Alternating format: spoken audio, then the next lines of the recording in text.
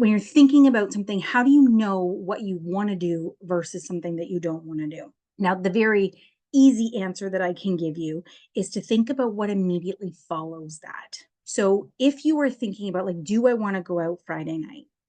Immediately following that, are you like, oh, fuck, I don't know because I don't have, like, who's all going to be there? And, am I going to want to stay in on Friday night? And the last time I went out with so and so, it was this big issue or whatever. Or, for instance, like, do I want to stay in this job or do I want to find a new job or do I want to, whatever your thing is, figure out what immediately follows. Is your body in this situation of the job? Is your body instantly going, oh God, I dread Mondays. Like, I freaking hate going back to work. I'm already stressed out. It's only Sunday afternoon and I already hate going to work. Now, yes, I realize that that's really a common theme, but you're going to figure out why you hate it. Like, if you hate going because you don't like the job and the place is always super stressful and there's a lot of drama and there's a lot of gossip and there's a lot of, like, all of that stuff, then you probably need to start looking for another job. If it's just like, I just, would prefer to be on a beach today, or, it was nice sitting in my backyard all weekend and I want to do that, then it doesn't necessarily have to do with the job per se.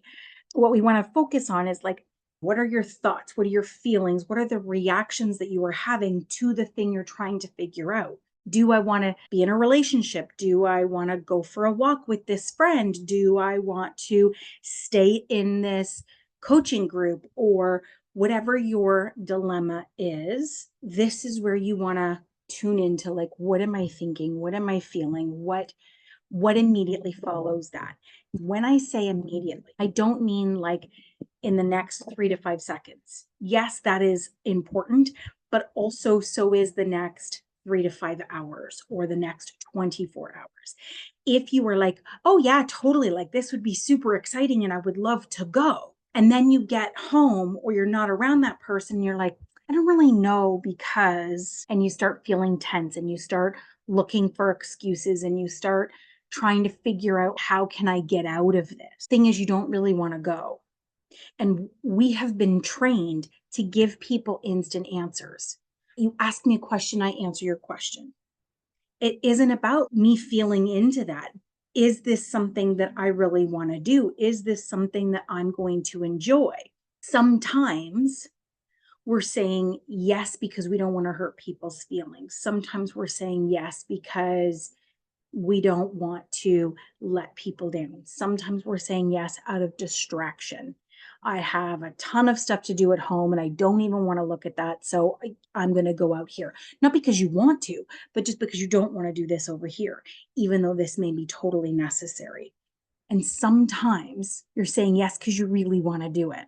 The key is to figuring out which of those things your body, your thoughts, your feelings are trying to share with you. And then it's how to convey that. How do you then say no? How do you express that in a way that is aligned to who you are? For this video, what I want you to work on, what I want you to think about is more about, like, what are my thoughts? What are my feelings surrounding this topic? And you can insert any topic you want, any decision you have to make, any question that is coming up. We aren't trained to tune into me. We are trained to tune into the other person. And so I really want you to flip that script. I really want you to pay more attention to what is it that you want. If somebody says, do you want to? And you are like, really, but I can't say no again, or I don't want them to be mad at me, or I don't know, whatever. Then this is where the work is. We first have to tune into, do you even want to do it? And how do we know that? We pause. I call it the gap theory. It's the gap theory I use for a lot of stuff. So this is probably not going to be the last time you hear me say this.